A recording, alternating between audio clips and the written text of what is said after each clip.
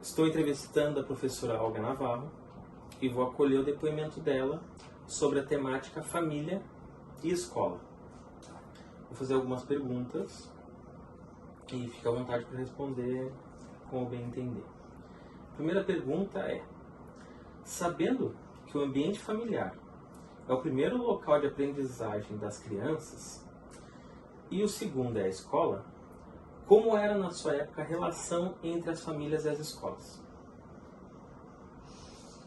Eu comecei a lecionar em 1957. Havia um certo distanciamento da família com a escola, mas mesmo assim os pais iam à escola e muitos interagiam com o professor, muito mais para fazer recomendações, se meu filho desobedecer, se meu filho não for bem comportado, esse tipo de coisa. A resposta do professor pode castigar, pode isso, pode aquilo, tá? Agora, as coisas mais importantes, que era o que meu filho está fazendo na escola, como a escola está acolhendo meu filho, tá? O que a escola vai dar para o meu filho, isso ficava de lado na maior parte das vezes. Mas isso era bem geral dos pais, não era exclusividade de Não, poucos. era geral. E pais, Sim. aqui se entenda, mães. Mães. A maior parte dos contatos eram feitos por mães. Certo. Então,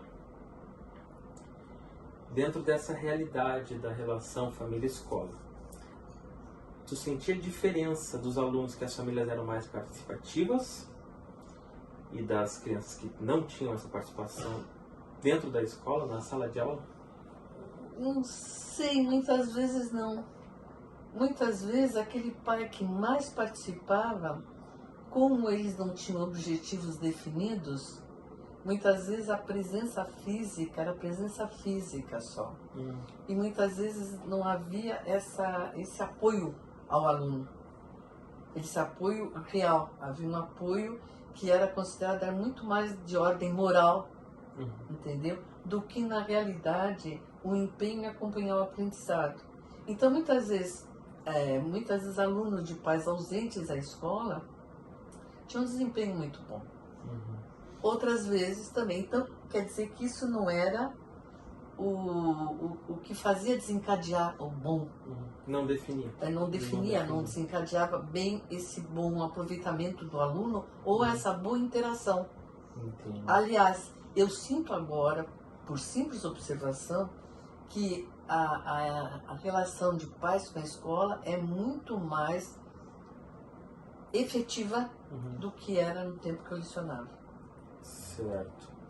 Essa pergunta vai ser mais curta porque acredito que a resposta já exista, né? Que é: se existiram casos contigo como professora de fazer o papel inverso, que geralmente é da família vir à escola, e tu trazer a família para ela? Tu chegou a fazer esse papel? Sim, fiz. Eu tive sorte no meu trabalho de professora e alguma visão que não era comum pelo tipo de aprendizado que eu tive na escola normal, que era a escola que formava os professores para o magistério das classes iniciais. Eu tinha muito contato, ia muitas vezes na casa dos alunos. Tá? E sempre fui muito bem acolhida. Mas daí tu ia na casa dos alunos que tinham essa ausência familiar no colégio? Não necessariamente. Muitas vezes, mas na maior parte das vezes, por problemas. Ou crianças que se ausentavam em períodos longos, ou crianças que iam muito mal no aprendizado, tinham um aprendizado deficiente. Então, muitas vezes eu tinha necessidade de procurar a família para saber o que acontecia. E sempre fui muito bem acolhida. Sempre tive uma relação muito boa com os pais. Mas não é isso que determinava que o meu trabalho era bom ou não. Claro, entendo.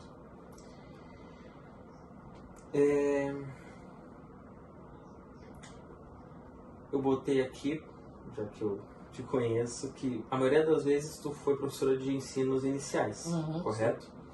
E existiam casos que a família, mesmo que fosse participativa, acabava atrapalhando o processo das crianças?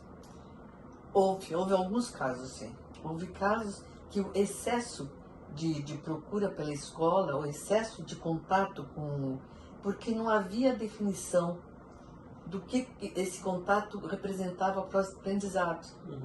Era muito mais, como eu falei antes, na questão de ordem de comportamental, Sim. do que do aprendizado em si. Era mais uma resposta moral à sociedade Isso, do muito que mais. algo pensado para a criança. Houve algum caso que foi efetivo isso, que deu algum resultado, mas não era geral. Sim. Não era o que se esperava que deveria ser. Aliás, nem eu também tinha planejado a minha ação. Eu fazia porque havia necessidade no momento desse contato. Não era algo planejado, tá? No meu plano de ação, não havia essa interação. Eu fazia muito mais por causa de casos fortuitos que aconteciam, de problemas, e não de um planejamento escolar. Fazia dentro do caso que tu achava necessário, que tu via essa necessidade. Mas daí era uma leitura tua de que aquilo estava sendo necessário e aquilo era o déficit do aluno, no caso. Entendo. Então, agora aqui é algo mais moderno, mas que provavelmente já existisse, mas aí me responda. Hoje, nós escutamos muitos casos onde a família vai contra a escola, certo?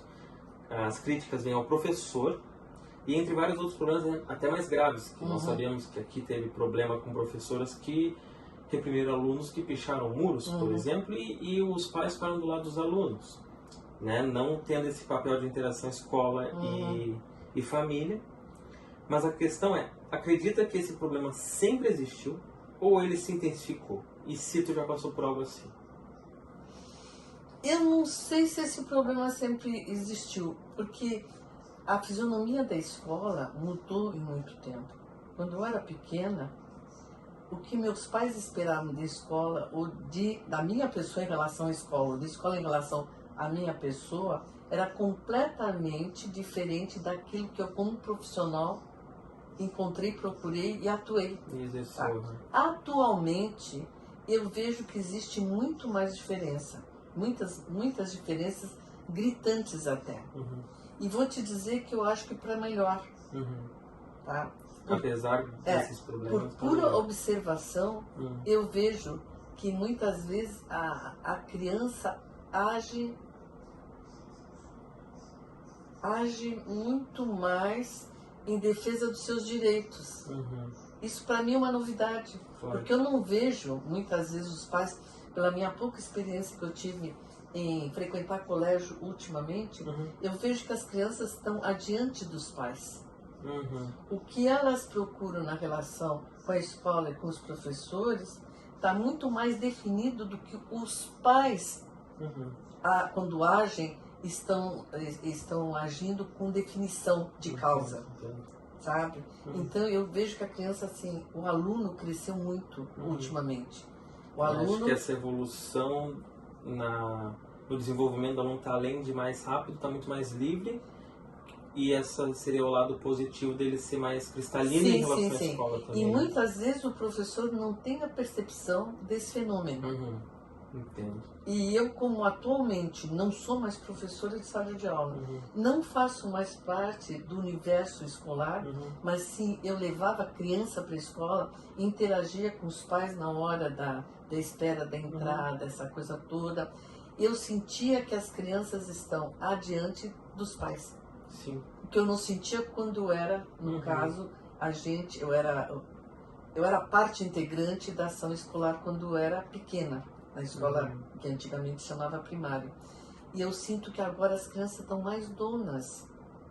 E vejo muitas vezes os pais não perceberem o que está acontecendo no fenômeno educação, tanto da parte do aluno com a escola, como do aluno com o professor, e do professor na interação com os pais. Que provavelmente venha da ideia da escola perder o lado tão autoritário que existia. Sim. Mas mesmo assim eu vejo muitos pais prejudicando essa relação da criança com a escola. Porque a criança está indo no caminho certo, está procurando defender seus interesses, está procurando argumentar, muitas vezes até sem tanta propriedade, mas ela está no caminho certo. Ela está procurando ser ela como também agente da educação dela. Claro. Aí vem a mãe e o pai e diz, não, não é assim. E não é como quando eu era criança, que qualquer atitude dessa parecia assim que tu estava sendo insubordinada, tu estava sendo arrogante, tu estava invertendo os papéis, estava sendo desrespeitoso com o professor ou com a escola. Atualmente eu sinto o aluno questionando e muitas vezes, tá, os pais não entendendo esse fenômeno prejudicar. E reprimindo esse tipo de ação que é boa para o desenvolvimento. Muito boa mesmo. Então, sabendo que o conceito família é extremamente diversificado, existem pais separados, casais homoafetivos, pais que são sozinhos, é só o pai ou a mãe, os avós com netos também é uma questão que entra como família, ou famílias com muitos irmãos. Como era para ti e para os teus colegas de trabalho quando a família, quando a família não era tradicional, quando não seguia aquele padrão de pai, mãe, um irmão no máximo, quando fugia disso, vocês faziam alguma leitura para ver o comportamento do aluno? Ou nunca teve isso? Ninguém nunca se importou? Alguém se importava, mas não era geral. E muitas vezes a leitura era preconceituosa. Se fugia do padrão. Fugia do padrão, havia o preconceito. Tá? Porque eu tinha a minha verdade estabelecida. Claro. Tá? E o professor tinha um grande defeito, que agora de longe a gente vê. E eu também tive todos esses defeitos, porque na minha época era assim. Claro. A gente, como professor, era dono absoluto da verdade. Certo. Tá? E isso provavelmente, então, seguindo essa ideia que existia o preconceito em volta, dificultava às vezes fazer a leitura correta, né? Por exemplo, acreditar que tendo alguma coisa fora do padrão, aquilo poderia ser resposta, sendo que não necessariamente é. E muitas vezes também nós não sabíamos como agir quando havia intolerância por parte de colegas, quando percebiam uma situação, problema que não era uma situação que não era a ideal, entre aspas, e a gente muitas vezes não sabíamos, não percebíamos a gravidade da situação nem como agir numa situação dessa. Entendo. Agora são perguntas mais hipotéticas, fogem um pouco do que tu viveu como professora, mas como tu acha que seria a adaptação para esse novo modo de ensino devido à pandemia do Covid-19? Relacionado à interação família e escola e essa modalidade virtual. Ficou difícil, né? Porque geralmente as aulas começaram a ser virtuais, né? E a interação não se deu. E muitas vezes, alguma vez eu tenho a impressão que sim. Eu não sei porque eu não vivi essa realidade. Estou falando por supor e por relatos de algumas pessoas. E também tem uma coisa que é muito comum na nossa educação. A farsa. Tá? Teve muita criança, tanto no tempo que eu era jovem, como depois quando eu tinha alunos, que os pais faziam um trabalho para os filhos em resposta. Tá? Atualmente, com a pandemia, eu tenho a impressão que a coisa ficou muito mais comum. Mas isso é ilação. Mas com certeza, porque além dos pais, tem a internet ao lado, né? Que é um facilitador desse tipo de enganação e farsa. Então, mas esse caso em relação à participação da família provavelmente até diminuiu ainda mais a interação. Sim, diminuiu, tranquilo, né? É um fenômeno que para nós nunca acontecido antes. E para as idades iniciais é extremamente grave. Meu Deus do céu. Até que existem já inícios de estudos sobre o que vão ser as gerações Covid. Sim. Porque é uma etapa crucial para a educação das crianças. Imagine uma criança que está sendo alfabetizada e aconteceu esse distanciamento. Se ela tem gente em casa com boa cabeça, com boa formação e ainda consegue, porque muitas vezes até a boa formação é discutível. Tem gente que aprende a ler e escrever em casa com pais semi-analfabetos, tá? Mas o interessante é a presença. Agora quem está presente na educação da criança é pai, é mãe, é irmão, é tio, é avó, alguém que está em casa, porque ele foi privado do contato com o professor na sala de aula. Né? quando ainda são privilegiados, que podem fazer um trabalho virtual, né, ainda a coisa não é tão terrível. Mas é aqueles que não têm os meios para uma educação virtual. Pois é. Acabou respondendo a última pergunta, que era com a variação da forma do ensino, se tu acredita que ficou evidenciada a importância da família no processo educacional, principalmente das crianças novas. Claro que é importante a família na integração, nessa coisa toda, mesmo muitas vezes a família não se dando conta do papel, porque ela delega para a escola. Meu filho é bom porque tirou nota boa. Meu filho é bom porque está na escola. Meu filho é bom porque está numa escola boa. Tá? E muitas vezes meu filho é bom porque tem o escudo da família. Né? Muitos não têm essa percepção. Né? Entendo. Bom, eram essas perguntas. Muito obrigado pela entrevista. Imagina. Sempre as ordens. Muito obrigado.